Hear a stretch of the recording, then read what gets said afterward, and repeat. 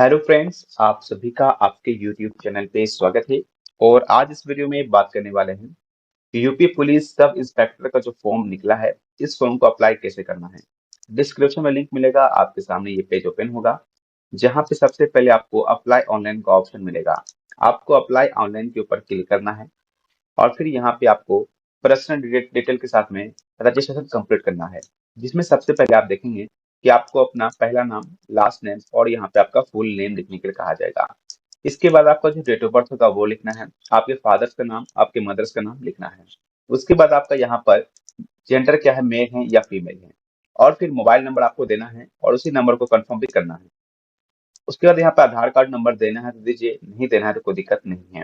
इसके बाद आपको अपना ईमेल आईडी और उसी ईमेल आईडी को कंफर्म भी करना है। इसके बाद यहाँ पे नेशनलिटी होगा, तो यहाँ पे आपको नेशनलिटी इंडियन का सिलेक्शन कर लेना है। और फिर यहाँ पे आपसे कुछ अदर इन्फॉर्मेशन मांगा जाएगा, जैसे कि आपसे पूछेगा कि आप यूपी के निवासी हैं कि नहीं है।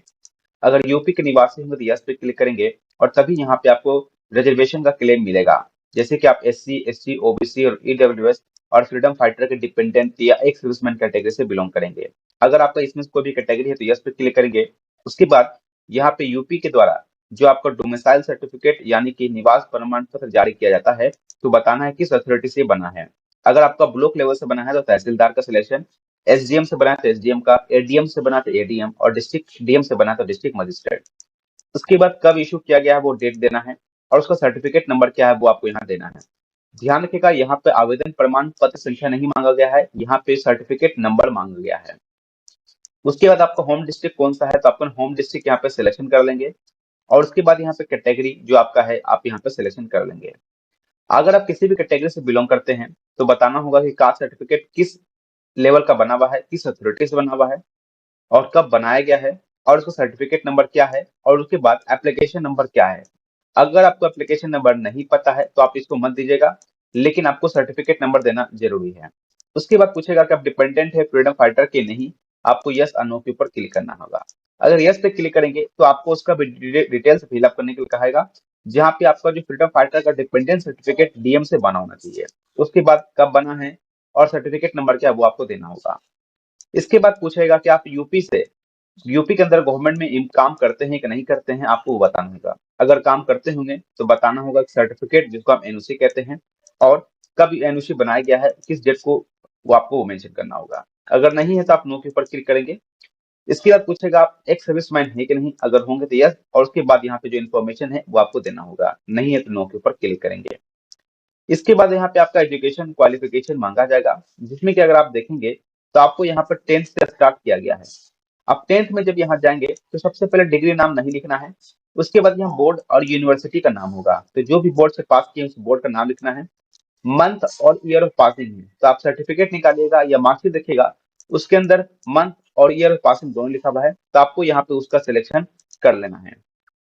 इसके बाद रिजल्ट यहाँ पे स्टेटस पास का होना चाहिए और फिर आपका जो रोल नंबर है, रोल नंबर मेंशन करना है। फिर सर्टिफिकेट नंबर या मार्कशीट सीरियल नंबर आपके पास जो भी अवेलेबल है, चाहे मार्कशीट अवेलेबल हो चाहे आपके पास सर्टिफिकेट अवेलेबल हो। अगर आप सर्टिफिकेट दे रहे हैं तो यहाँ पे जो पासिंग ईयर सर्टिफिकेट के हिसाब से होना चाहिए।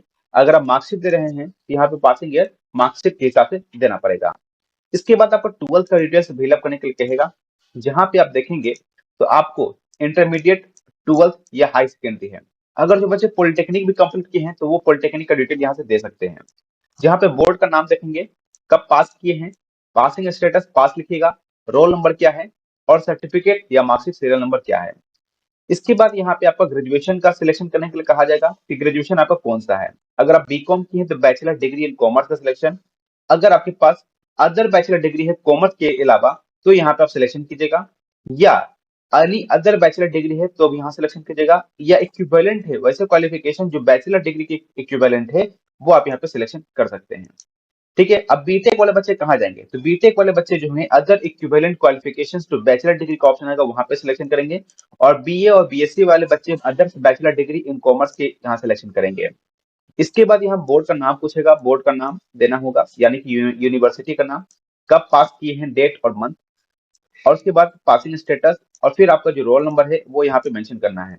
और ध्यान रखना जो ग्रेजुएशन है आपका फाइनल ईयर वाले बच्चे अप्लाई नहीं करेंगे, उनका पास यहाँ पे होना जरूरी है। अगर लास्ट डेट से पहले पहले उनका रिजल्ट आ जाता है तो वो फॉर्म को अप्लाई कर देंगे। इसके बाद यहाँ पे रोल नंबर क्या आपका है और सर्टिफिकेट या मार्कशीट नंबर क्या है वो आपको देना होगा। अब यहाँ पे बच्चों को कंफ्यूजन होगा, मार्कशीट पार्ट थर्ड का देना है या मेन सर्टिफिकेट का देना है। अगर आपके पास मेन सर्टिफिकेट या प्रोविजनल सर्टिफिकेट नहीं है, अगर आपके पास सिर्फ मार्कशीट है पार्ट थर्ड का, तो उसका यहाँ पे आपको नंबर देना होगा। उसके बाद अगर आपने पीजी डिप्लोमा किया अकाउंटेंसी में तो दीजिए, नहीं है तो कोई दिक्कत नहीं है।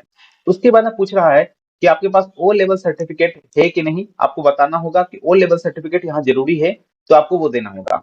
अगर ओ लेवल है फ्रॉम NIELIT से मिला है तो दीजिएगा, नहीं है तो अदर इक्विवेलेंट का सिलेक्शन कीजिएगा। उसके बाद यहाँ पे किस यूनिवर्सिटी या बोर्ड से बना है, कब पास किए हैं, डेट ऑफ मंथ क्या है पासिंग ईयर का, रिजल्ट स्टेटस क्या है, और उसके बाद यहाँ पे आपका सर्टिफिकेट नंबर भी देना होगा। अब यहाँ पे पोस्ट का प्रेफरेंस देखने को मिलेगा, जहाँ पे पोस्ट प्रेफरेंस आपको क्या देना है आप उसका सिलेक्शन करेंगे। जैसे SI हो गया, फिर यहाँ पे ASI हो गया, या यहाँ पे ASI अकाउंट हो गया। इसके अलावा पूछ रहा है कि आपके पास शॉर्ट हैंड आपको आता है या नहीं आता है, आप उसके बारे में मेंशन कर सकते हैं। तो यहाँ देखिए लिखा हुआ है कि अगर आप शॉर्ट हैंड नहीं जानते हैं तो आप एलिजिबल नहीं होंगे कॉन्फिडेंशियल SI पोस्ट के लिए, ठीक है, वो यहाँ ध्यान रखना होगा। अगर होगा तो यस पे क्लिक करेंगे।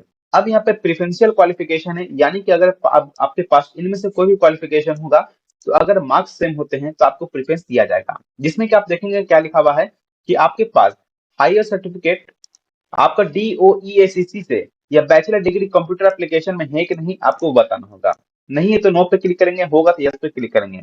उसके बाद पूछा गया है कि आपने ग्रेजुएशन डिग्री यानी कि आपने लॉ में ग्रेजुएशन किया है कि नहीं किया वो बताना है। आपने टेरिटोरियल आर्मी के अंदर 2 साल से ज्यादा काम किया है कि नहीं किया वो बताना होगा।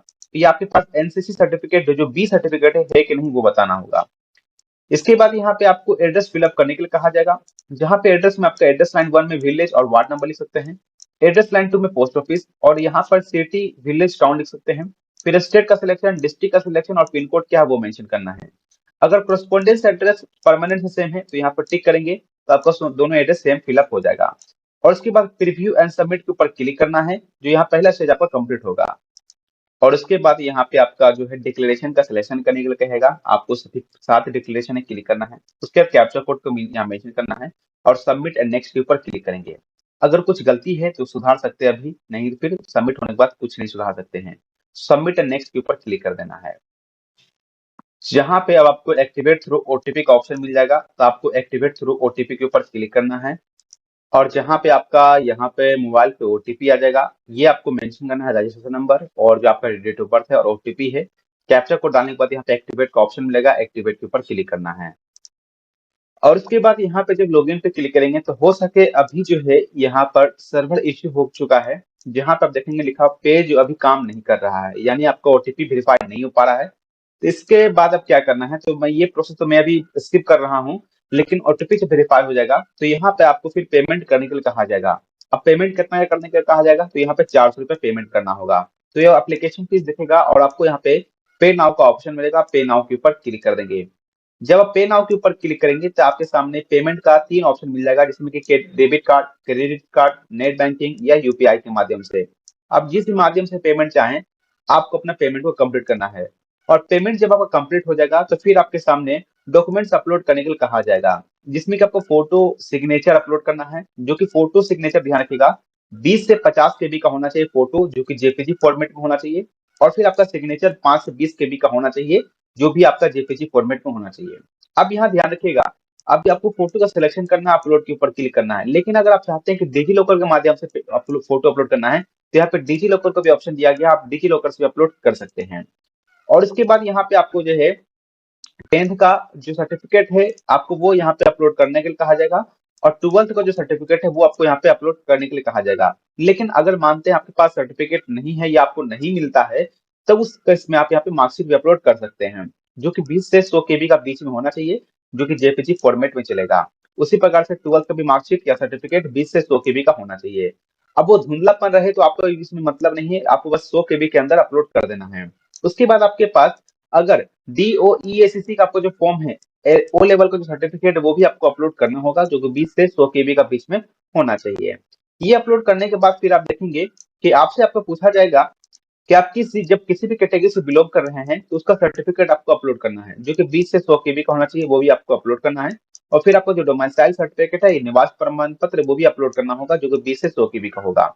ये 2 कैटेगरी जो ऑप्शन है, लास्ट का 2 डिजिट 2 है, ये उन्हीं लोगों के लिए होगा जो यूपी से बिलोंग करते हैं, लेकिन जो यूपी के अदर स्टेट के हैं वो उनको ये 2 डॉक्यूमेंट्स अपलोड करने की कोई भी जरूरत नहीं है। सभी डॉक्यूमेंट्स अपलोड करने के बाद यहाँ पे फाइनल सबमिशन एंड नेक्स्ट का ऑप्शन मिलेगा, आपको इसके ऊपर क्लिक करना है और यहाँ पे फॉर्म को कंप्लीट करना है। जैसे ही सबमिट पे क्लिक करेंगे आपको यहाँ पे प्रिंट एप्लीकेशन मिल जाएगा, यानी प्रिंट हो जाएगा। आपको प्रिंट निकाल के अपने पास फ्यूचर रेफरेंस के लिए रख लेना है। इस प्रकार से जो फॉर्म है आपका यूपी पुलिस का वो आसानी से फिलअप हो जाएगा। आशा करता हूँ वीडियो अच्छा लगा होगा। वीडियो अच्छा लगा हो तो लाइक शेयर और चैनल को सब्सक्राइब जरूर कीजिएगा। मिलेंगे जल्दी नेक्स्ट वीडियो में ऐसे ही वीडियो के साथ। Thank you for watching this video.